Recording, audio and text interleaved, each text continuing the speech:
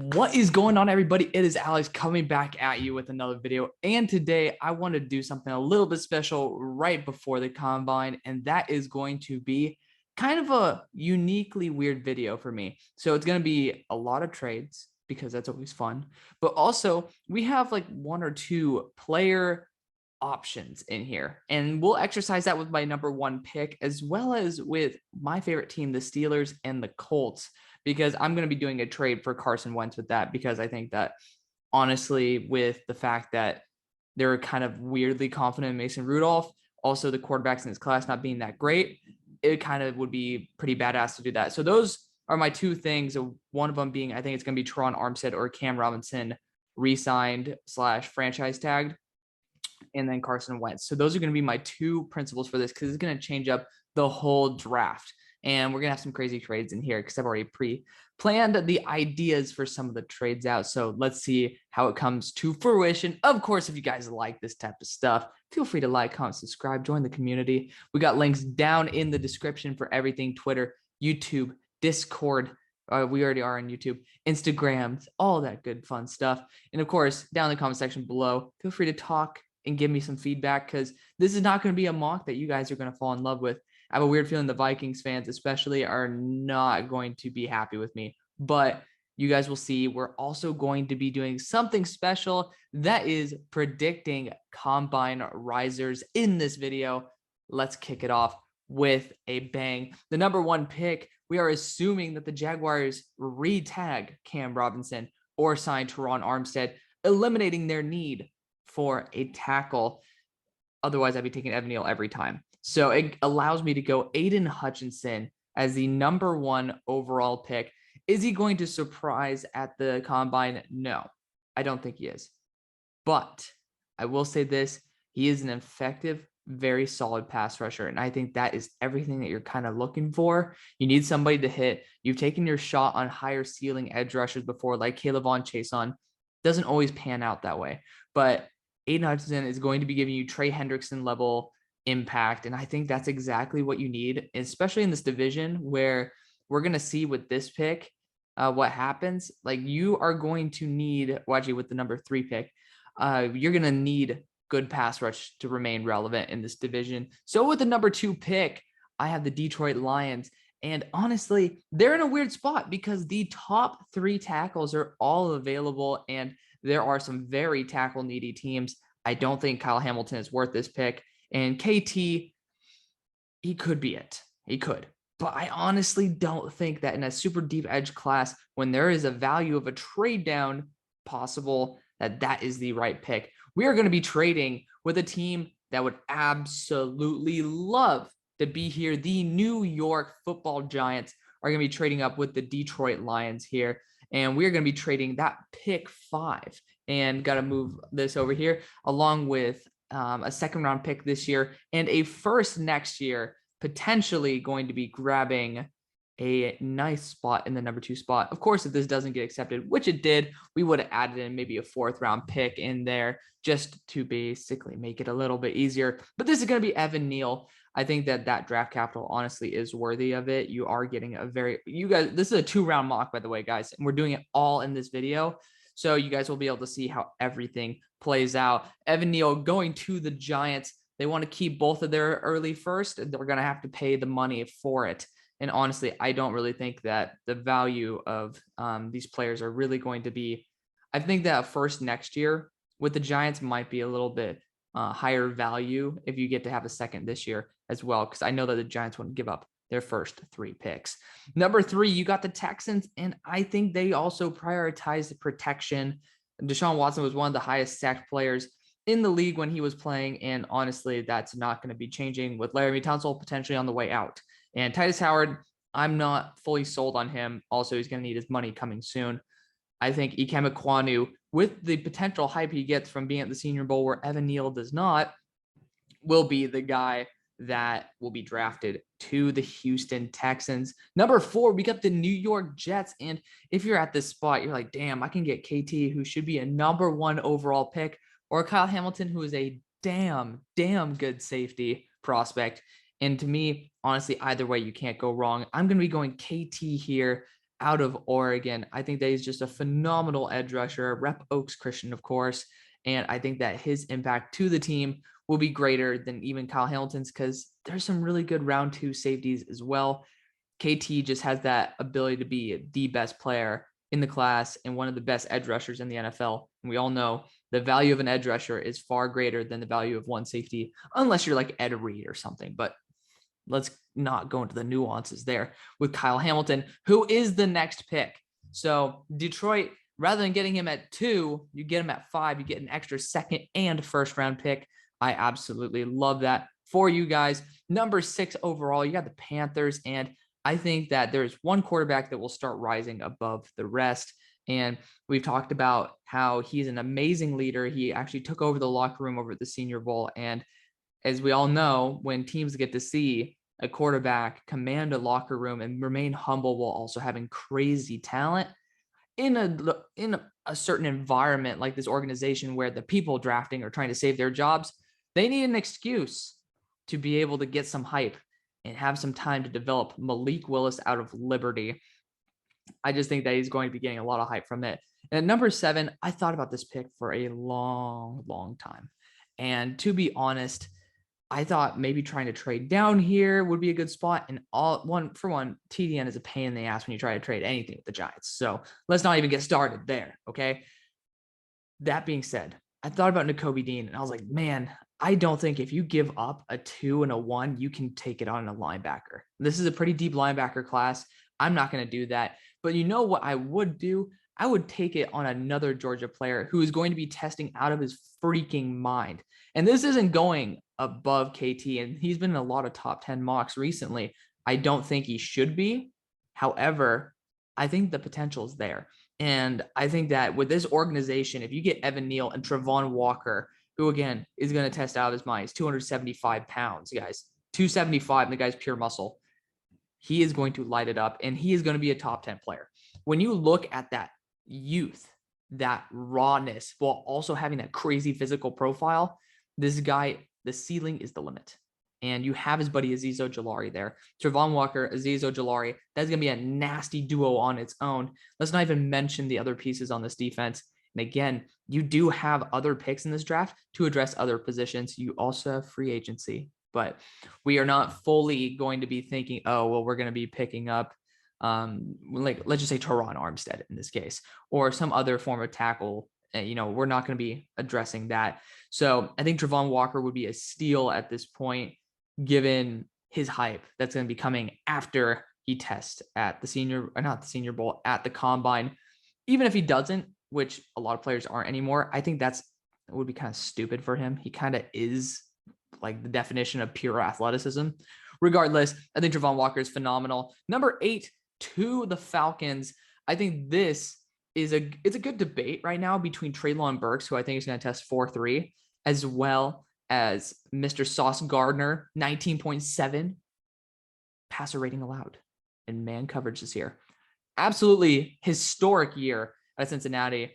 I know that a lot of people want to go edge rusher here. A lot of people want to go wide receiver. And I hear you guys on that. I will just say, I think the best return on your investment would be to go and have 2 corners who will absolutely annihilate any wide receiver they face. You have AJ Terrell and Sauce Gardner on their own islands. Like, who would say no to 2 Darrelle Revises, since we're talking about islands here? I wouldn't. And I don't think you should either. Derek Stingley is going to be falling quite a bit in this because he opted out of the Senior Bowl. Or God, I keep saying that. He opted out of the Combine because of the fact that he's not healthy enough. The medicals wouldn't check out.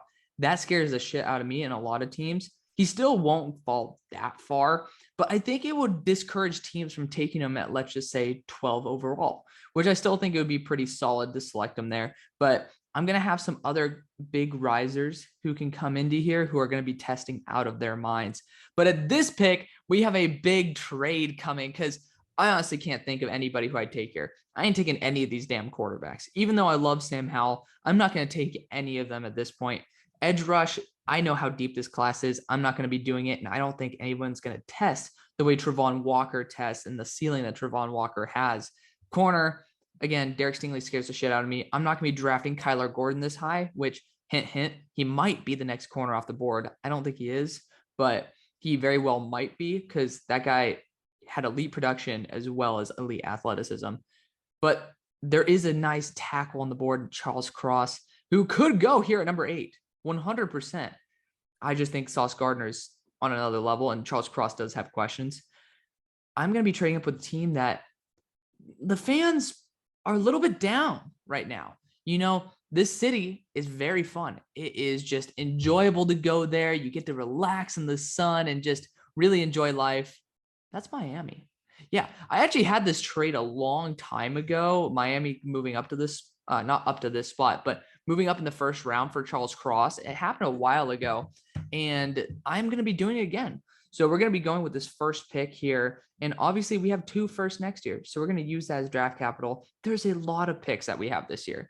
We don't need it. Let's get future draft capital right here, because I think for both teams, it's extremely worth it. Extremely worth it. How the hell did the Broncos deny that offer? They did. Whatever. We're going to send a 6th round pick in because the Broncos don't have it. The crazy things you see on TDM where this is very likely and they just don't accept it. Crazy. We lose a 6th round pick. Regardless, this is going to be Charles Cross out of Mississippi State. I think the price is worth it, especially when the Jets are sitting there at 10 and very well might want to go Charles Cross. You jump a division rival, you get a top 3 tackle, you fill a position of huge, and I mean huge need. So I think that is going to be the best return on your investment. We got the Jets here now, and this is going to be somebody who can really, really be attractive with a 4.38 potential 40 at his size, over 200. He should be over 230 pounds when all is said and done. Treylon Burks is giving flashes of DK Metcalf. And when you have that size, that speed combo, and the ability to even play stuff like H-back, that is very attractive to a team that has a developing quarterback, that has Elijah Moore there. You're looking for a true number 1. Treylon Burks might be your guy. I mean, he's just been continuing to develop year after year after year.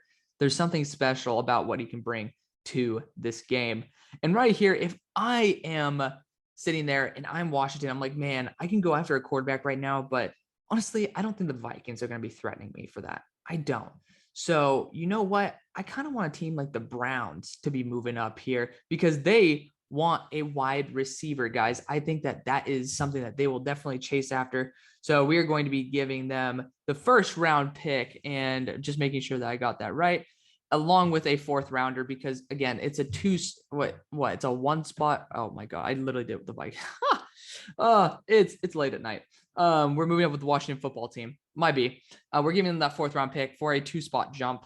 Again, it's a very small distance to pay. It's honestly a pretty big price as well, because we've seen a lot of guys hit in that zone. To be going after a true number 1 and Garrett Wilson, who I think is going to test a lot better than what people think. Number 12 with the Vikings. I think this is another spot where we might see a trade because, again, Derek Stingley has such a high ceiling. But again, we saw last year with Caleb Farley, who I honestly think was just as good as Derek Stingley. Like, Caleb Farley was on another level. I think that Derek Stingley might not have that type of fall, but like for a team that needs a corner to stay healthy, to actually contribute, but we've seen too many corners get hurt on this team. You need somebody to stay around. This team shouldn't be taking one. And there's somebody on the board who I really like for this team, and they have a lot of draft capital to get up there. The Philadelphia Eagles. Yeah, you guys are going to be moving up here and sending a 4th round pick as well to be moving up. Again, we don't have a 4th round pick this year for the Vikings. This is, again, a 2 to 3 spot jump. And we are going to be going up here to not select Derek Stingley, to select Tyler Linderbaum to jump the Ravens. And potentially you could talk about the Washington Commanders. So Washington Commanders on the board. They're going to be taking a quarterback here, and that's Sam Howell. I think his youth and arm talent are 2 things that are going to surprise a lot of teams, and just his size overall is built to be a winner in the NFL. So I think that 13, that would be definitely a very good thing to do. Leaving the Ravens on the board, and they can go 2 routes, David Ojabo, or they can go Derek Stingley Jr. here. And honestly, I originally had it planned to have Derek Stingley go here. and I still might, but I'm really, really, really honing in on David Ojabo just being a perfect scheme fit. Again, this team is getting rid of Marcus Peters potentially, and I think that opens up a very wide gap for Derek Stingley to be able to go to this team and actually maximize his potential. So here we go. We are going to be going Derek Stingley Jr. to the Ravens, a team that can actually afford a corner to actually not pan out. And Derek Stingley Jr., again, there's a lot of confidence that goes into the game of a corner that you very well might lose after being injured 2 years in a row and not being remotely as good as he was 3 years ago. So Derek Stingley, high ceiling player, but damn, the floor is low. We are already seeing what happens to Caleb Farley when he gets injured again. Just, it's really tough to take a shot on a corner because availability is the best ability. And I'm actually much happier if I am the Vikings here, knowing that the guy who I am going to be getting is going to be somebody who's been proven time and time again to, one, be able to play at a high level, but two, to be able to remain healthy. And that actually is going to be like Andrew Booth and Kyler Gordon are the guys who I'm honing in on here. And I think both would be phenomenal. I actually originally thought about putting Kyler Gordon here, but I think Andrew Booth deserves some mention here. Kyler Gordon's going to light up the combine, but I think we forget about Andrew Booth as well. He's been able to remain relatively healthy. He had a little bit of an up and down year, but he actually was able to learn from his mistakes. He has all the athleticism in the world. And I think he's just a better corner in general than Derek Stingley is at this moment. And he's going to be a day one impact. You're not going to get torched. And that's going to be a great thing, especially with Harrison Smith getting older, the safety room not being exactly in pristine condition. I think Andrew Booth is going to be a perfect guy to bring onto your squad. Philadelphia Eagles, rise up because you got Jermaine Johnson here. And I just want to make sure that everything is in order. And it is. Okay, awesome. Yeah, because I wanted to have a general plan for the trades here because it makes it a little bit more fun when we actually know, like I actually know the value of the trades rather than playing the guessing game with you guys. I think Jermaine Johnson is a phenomenal target as well at 16. Screams Philadelphia Eagle, and he will be gone at number 17. I swear to God, even above my boy, who I'm going to choose here. I am. And y'all call me crazy about this every time, but I don't care. I don't care. Like, look at the draft is actually pretty damn stacked, interior offensive lineman. But I think Kenyon Green could be an all-star right tackle or left tackle. I don't think you want to put him there, but he's somebody who can impact now as well as in the future and even gain more value as time goes on. Kenyon Green is just built differently than any other of these offensive linemen. Tyler Smith is pretty much a bona fide guard who should be able to transition to tackle in a couple of years. Kenyon Green's a guy who can play tackle right now, but also can play guard. So I think that's a little bit more valuable than the potential of Tyler Smith. And we have the Saints here, and I thought about trading up with them earlier. I'm going to be honest. But you have Drake London on the board. Jameson Williams too. You are clearing cap space because somehow, like, cap space doesn't exist. It just is what it is. And you guys are clearing space for Jameis Winston. That doesn't mean you can't take a quarterback, but it means why would you be clearing all of that just to go another quarterback, right? Like, you probably want to clear all that space so you give Jameis one more shot because Jameis is a very talented quarterback who I would love on the Steelers. So we're going to be going Drake London here, giving no more excuses because even if Michael Thomas gets hurt because he wants to come back next year, you will still have a guy who can play in the slot, can play on the boundary, and he should be here. The guy is an elite weapon, and he actually had the most contested catches out of anybody last year, and he only played 8 games. They're ridiculous. He's ridiculous talent. He was my number 4 wide receiver coming into the year. I'm not mistaken, he might be my wide receiver 3 when all is said and done. Jahan Dotson's giving him a run for his money, though. Number 19, with the Philadelphia Eagles, honestly, we very well might see the rise in Nakobe Dean. We might see Howie saying this to the drafting philosophy of the Philadelphia Eagles, and I very well might do that as well. And you know what? Screw it. We're going to do it.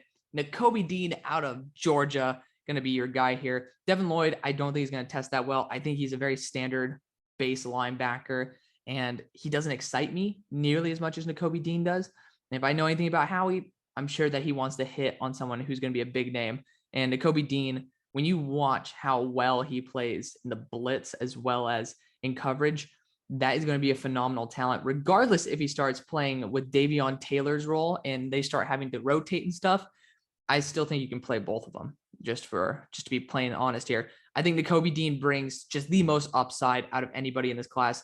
I think if you still want to get a linebacker who is 6'3", 200, about 240 pounds, hell, wait down here. You can get Jack Sanborn, who's 6'2", 240, who's going to be a great football player. You can get him in the 4th round and be perfectly fine. Granted, we just traded that 4th round pick. You guys know what I mean. You can wait maybe to the 5th round for him.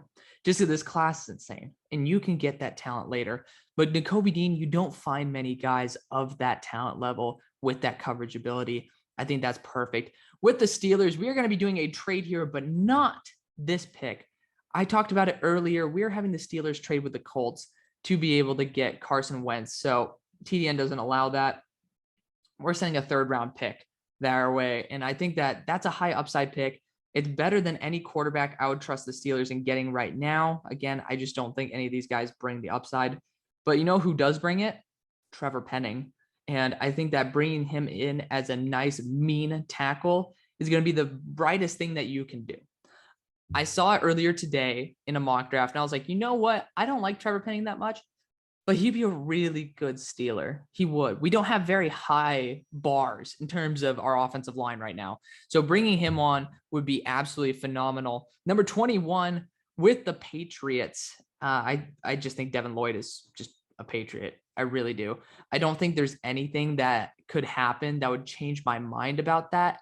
And to be honest with you, like, it just is perfect. Like, you think about it, Devin Lloyd just seems like his work ethic, everything about him just bleeds Patriot. So we're going to go Patriot.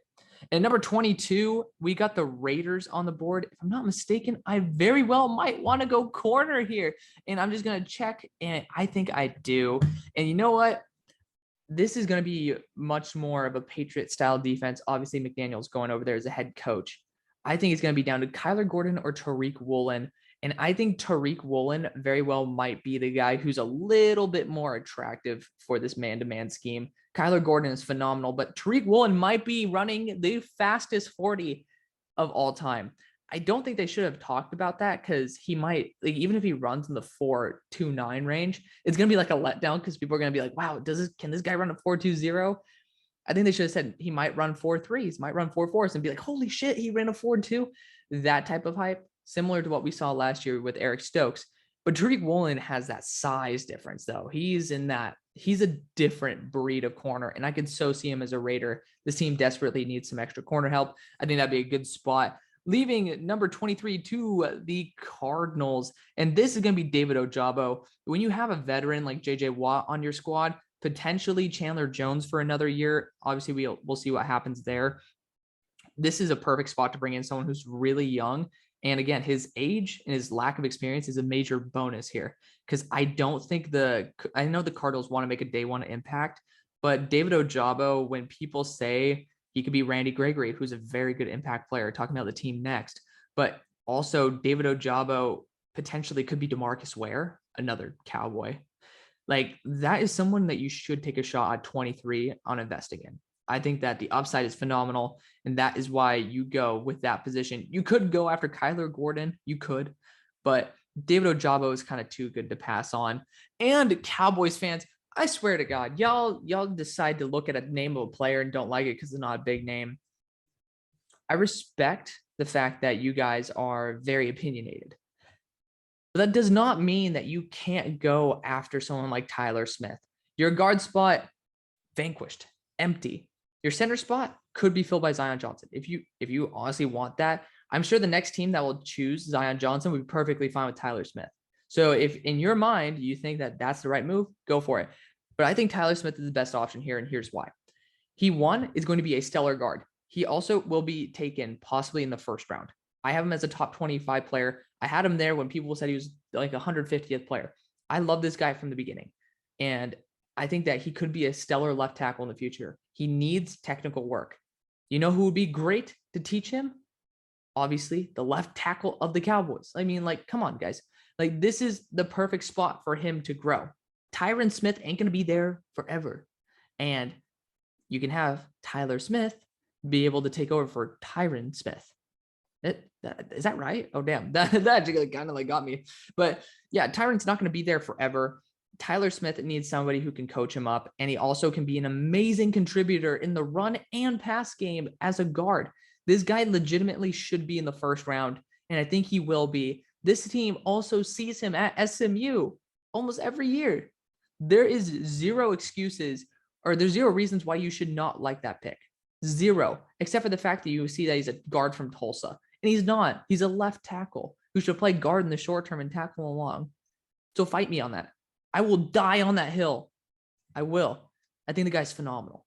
And I think they could really transition to tackle in the long run. 16 penalties is a little bit worrisome, but again, draft him as a guard to tackle project. That is going to be perfect. He's worth a first round pick as a guard alone. And you have that upside of him being a tackle. Let's speed this up a little bit because we still have that second round. We got the Bills on the board, and you need a corner too, like it's nobody's business. And I think Kyler Gordon is a perfect fit for what we would be looking for. I just think it's the right move overall. I think that's right. So at 26, you got the Titans on the board, and there is somebody who deserves to be taken at this moment. That man is George Karlaftis.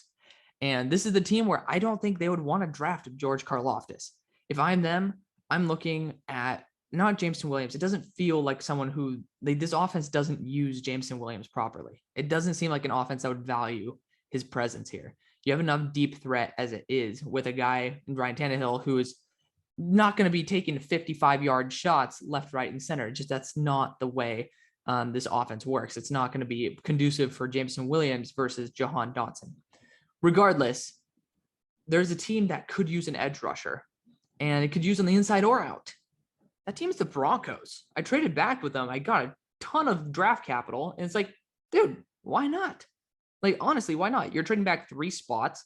Like, you know what? Let's see. And we're going to be flipping this. We're going to be doing this. We're going to be going back here, and we're going to be moving back 30-something spots with the Broncos to move up 3 here. I think that's a logical trade. Obviously, now the Titans have 3 third-round picks. That could be enough draft capital to move up into the second again. And it just gives them a lot more oomph, and they're still going to get the players that they want. George Karlaftis should be this pick. The guy is phenomenal. He's a top 10 player on most people's boards, and I think he'd be going right here to Tampa Bay if that's not the case. But for Tampa Bay, I highlighted this earlier. Ali Marpet he just dipped. Like, he's just like, bye. And that's a big loss. Center, Ryan Jensen, also probably gone. You solved 2 for 1 with Zion Johnson. And I said that I'd be saying, hey, if you want Zion Johnson here, I'd go Tyler Smith here. That's true. So we're going to be going Zion Johnson here. I think that's a phenomenal value of a player who just deserves to get respected like that. Like Zion Johnson, he's not going to be in my top 32, but he's somebody who's a hell of a worker, and he's definitely has positional versatility. I think that is going to be what offers the most value. And number 28, you got the Green Bay Packers. I think that they said that Aaron Rodgers built the whole entire draft board with them, and he's going to be doing all this. He's going to say, get me a damn receiver. Jameson Williams, definitely on that list. I think Jahan Dotson's just a little bit better. I do. And Jameson Williams has all the upside in the world. He also is coming back from an ACL tear and needs to be a true number 2. I'm not sure. I think Devontae Adams should be able to be brought back.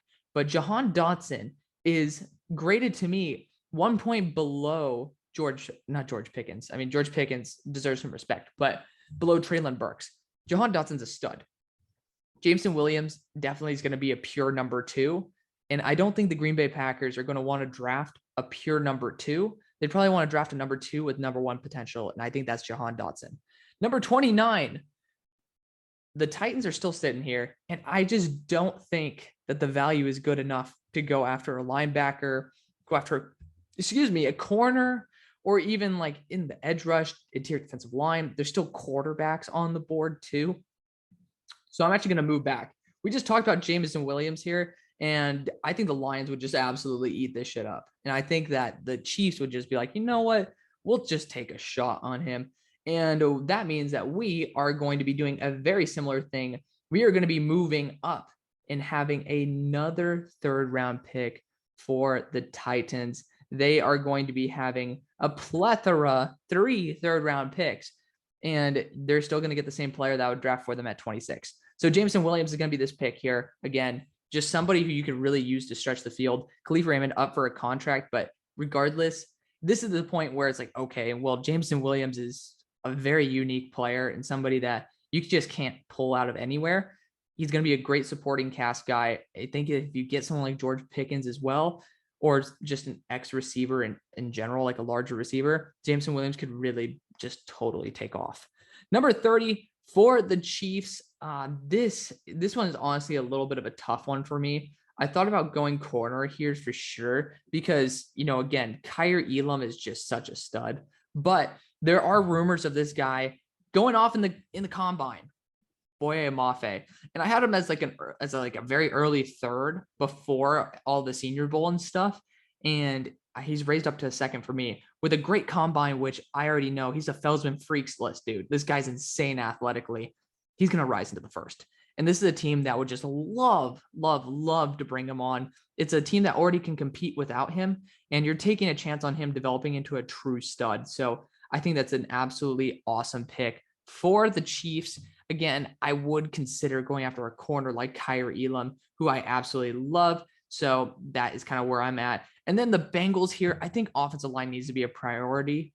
But, I mean, looking at the guys, there's only one guy who has the potential of being really good. The floor, like the Steelers, is very low. So you can take a shot on someone like Bernard Ryman, who had like a 95 or 94.6 PFF grade this year. Had some struggles, but again, he's not crap. I have him more as like a mid to late second. But given how crap the rest of the class is, you need to take a shot on protecting Joe Burrow. So get Bernard Ryman, be able to take a shot on the guy. He was a tight end 2 years ago. Just give him some love. And at this pick, this is going to be Brian Asamoah. Losing 2 linebackers this year hurts. I have Brian Asamoah graded above Devin Lloyd.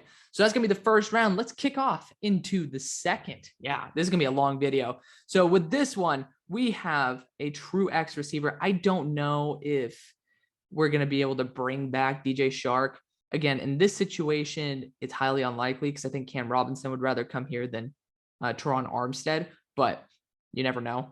George Pickens is going to be a true X wide receiver, even with DJ Shark there. Can you imagine George Pickens, DJ Shark, and Laviska Shenault? Sign me up. Like, where's the sheet? Sign me up right now. I would do that in a heartbeat. George Pickens has so much to offer. He's the number 2 receiver in the entire draft to Trevor Sikkema, which I respect his opinion. He has some like unique takes, but honestly, being honest is not a bad thing. So I respect it a ton.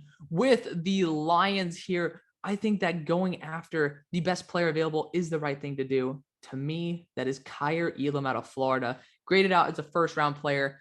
I don't know if he exactly has the top-end speed to get the hype to be a first, but he might be running high 4.4s, low 4.5s, and I think that's good enough for number 34. Again, this class has some very good guys at the top, and they'll be taken quickly because there's some it's very top-heavy.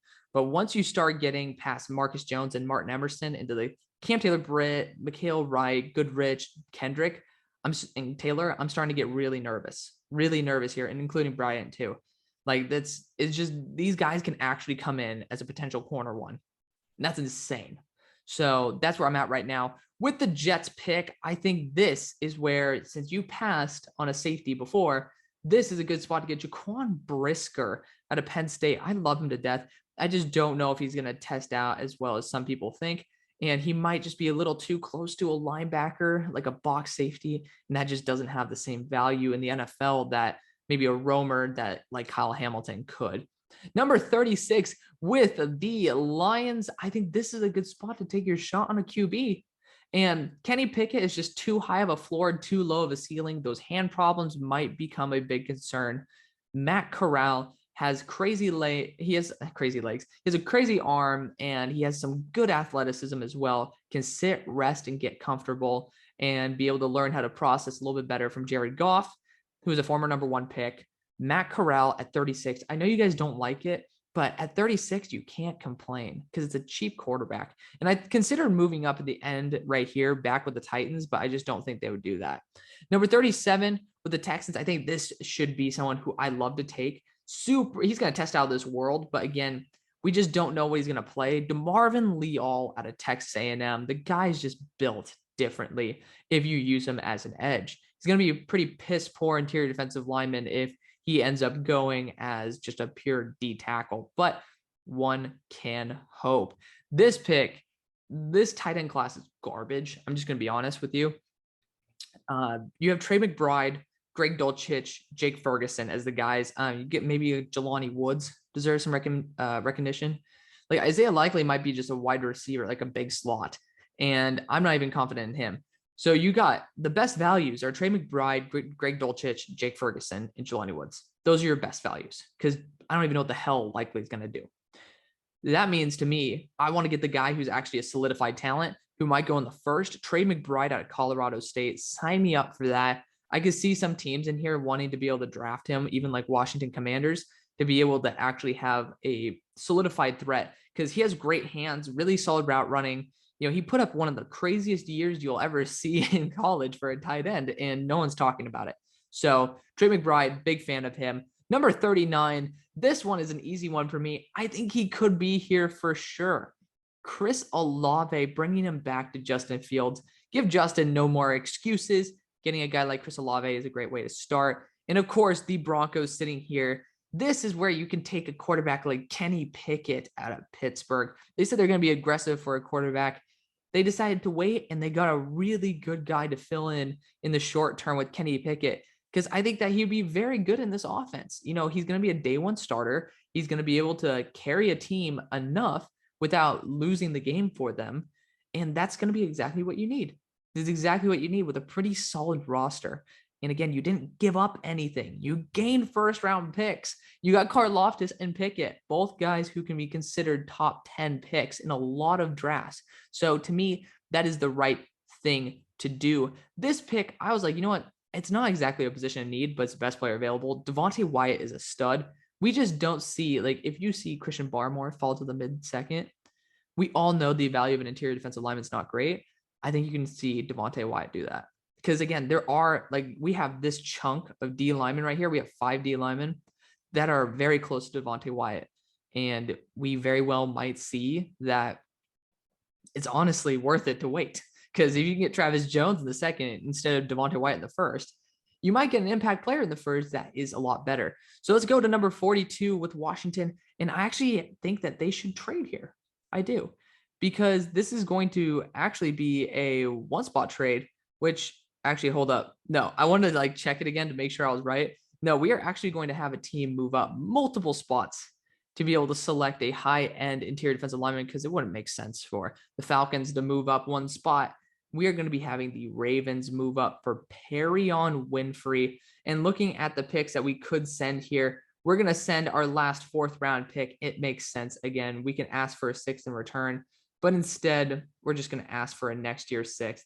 Just toss it in as a nice little thank you gift to be able to move up because you probably have a lot of orders. Jordan Davis would be an absolute stud in this squad. Same thing with Perrion Winfrey. We're going to be going Jordan Davis here. I said Perrion Winfrey, but I'm changing it on the fly because I don't follow my draft board. I don't because on this one, just because again, I don't think whether Jordan Davis or Perrion Winfrey goes, it changes it entirely. The Ravens definitely want to go best player available. If you're going to be able to get Derek Stingley and Jordan Davis, sign me up for that. Perrion Winfrey is this next pick. I think that you have to capitalize on somebody who could be an absolute huge riser in the combine. Dude is freaky athletic. In my first line of scouting for him, I was like, this dude is special. You see some reps that are just absolutely awesome. And I heard that Grady Jarrett is going to be worked with in terms of his contract. So it doesn't look like he's being moved anytime soon. I think that's according to, oh man, I'm bugging on my buddy Cam's last name. But regardless, he's on Twitter. You guys will probably see me like his comments if you guys follow me there. But still, Cam told me that, or Cam Marino, there you go. He said that the insiders in the Falcons room said that they were wanting to stick with Grady Jarrett. Perrion Winfrey will add a lot of upside as a pass rusher. So I like that a lot, especially with that veteran mentorship. And the Brownies, let's see what we can do with them. I think that this guy will actually test very well. And even though he's probably not the best player in the world in terms of just the most exciting, I think that his production overall also speaks for itself. Arnold Ebiketie, they're probably going to be losing one or both edge rushers. And in this class, it's not that much of a loss. Arnold Ebiketie, I do have a first round grade on, and it's higher than guys like Kingsley Enagbare or Drake Jackson, Sam Williams, Cam Thomas, Logan Hall, who's not an edge. He's an interior defensive lineman. Josh Pascal. Like, the only guy who I have above him right now is Myjai Sanders, who's not taken. So that's pretty awesome. And I don't think Myjai would fit the Browns like Arnold Ebiketie would, who I used to send Arnold to this Browns team. So I'm pretty happy about that. Washington Commanders are going to be going after a guy who is probably, I have heard, might do 40 plus reps on the 225 bench press. Leo Chenal out of Wisconsin. I love sending him to this team. He's a true Mike linebacker who has a ton of energy. If you guys want to see my interview with Wisconsin defensive back Caesar Williams, and we talk about Leo Chenal, it's already up on the channel. I always do interviews just because I like to meet the prospects. It doesn't get me views, doesn't get me subs. I don't care. It's just fun. So check it out. Honestly, I don't really care about the views. I just want you guys to have a good time and be able to relate to the experience, because honestly, Caesar said some stuff that I wasn't expecting to hear, like some very high IQ stuff that you don't hear from normal interviews. You hear into the thoughts of a defensive back. He talked about pointing how when the quarterback has the back turned to the wide receiver, most likely the wide receiver is going to be cutting across, stuff like that, that honestly you just don't think about on a regular basis. So I thought it was absolutely awesome, better than I ever expected. And that dude's an absolutely awesome human being. So check him out on Twitter as well as in that video. Number 46, you got the Vikings on the board. And honestly, I actually have them trading back here with a team who actually wants to move up for a corner because Trent McDuffie's on the board. That is the Philadelphia Eagles making another trade. They're hanging out with the Viking staff saying, hey, yo, let's make another deal. And they're going to be sending a 5th round pick here because I honestly think that's pretty adequate. We're going to be tossing in a next year's 7th to add requisite draft capital to move up, just to give the Vikings a little bit more of a reason to move back to select Trent McDuffie, who would honestly really work well in this is it Rich Gannon, like John Gannon, in the Gannon defense. I think that would be a phenomenal selection. He's a first round style talent to a lot of people, and I think in this scheme he could be probably worth an early 2. I'm just a lot lower on Trent than most people, and I think he's not going to test as well as these corners who are going above him. And at number 47, you got the Colts here, and I think they need to get whoever's going to be quarterbacking them a good weapon. Sky Moore, I think, is going to be testing out of his mind, especially for the hype that he has gotten so far. He hasn't gotten much, and people are saying this guy's Deontay Johnson 2.0. I think that is a phenomenal get at this point in the draft. Number 48 with the Chargers, this is going to be Roger McCreary. They took a shot on a short corner last year. He's not short, Roger, but he also has some kind of alligator arms. I heard that phrase today from somebody who commented down below. I'm bugging on the name, so I apologize about that. But shout out to you. Walter Football talked about him having alligator arms. It's kind of true, but at this point, it is definitely worth it. Number 49, this is going to be best player available. That is Jalen. Oh, wow. Dax Hill still on the board? Jeepers, man. Like, Jalen Petrie or Dax Hill is honestly up to you. I'm going to go Dax Hill. Screw it. Screw my board. I was going to go with Jalen Petrie here, but you know what? We don't follow the board. We're having fun here. Daxton Hill, he's going to be a great guy who can play in the slot, true safety, anywhere you want him to play. He's going to be an excellent asset to this team. Number 50, we got the Dolphins. Again, players do fall in drafts. That is what happens. This is going to be Christian Harris, who's going to test very well as well. I think he'd be a very good fit for this defense. And honestly, they're kind of in need of a linebacker. So number 51, we have the Vikings finally on the board. And this is definitely a Vikings pick. Travis Jones out of UConn. Obviously, he's going to be a good fit on this defense. Adding somebody who I honestly have seen first round talent from is really damn good value here. Steelers, of course, they don't need a quarterback. They already got theirs, Carson Wentz. And Colbert has honestly neglected this position for a while. They could go Jalen Petrie here. I think that would be a very solid option. But you know what? He neglected the offensive line for so long that going 2 times is not a sin. And we're also going to be losing a guard. Sean Ryan out of UCLA. He's somebody who can impact immediately. I think that going 2 offensive linemen, when you get a quarterback, it's kind of your other pick. is not a bad option. Sign a corner in free agency as well. I'm not happy with the corners who are on the board. I don't think Martin Emerson would really fit the Steelers as much as I'd want him to. And Marcus Jones is kind of a slot guy. And I honestly kind of hope the Steelers can not spend a second round pick on a slot, even though I love him. And he will probably be going soon. Hint, hint. Regardless, with this pick, we are going to be doing similar thing to what the Steelers did, except Jamari Sawyer can play guard or tackle at a very high level. That versatility definitely should be commended. And he's one of the few guys who can actually play tackle at a higher level in this draft that is left. So Jamari Sawyer, it just also feels kind of like a Raiders pick. You know, Richie Incognito, bye-bye. And that guard spot's opened up. Leatherwood might need to move back to tackle. We're praying to God. Like, honestly, I gave him an F grade for that pick, and it's been pretty terrible, but I'm just hoping for their sake that they can move him back. Jamari Sawyer could also do that as well. So I love that versatility there, and definitely a good investment on the Raiders' behalf.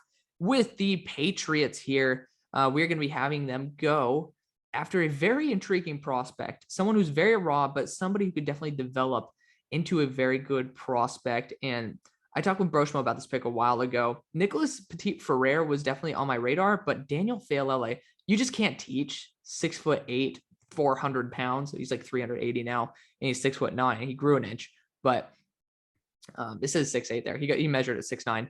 Like, the guy's extremely raw, but at the same time, the Patriots, one, their offense is very good at minimizing weaknesses with offensive linemen. Just, again, it's really quick scheme. But also, two, I think that they're very good at developing these offensive linemen who are much larger.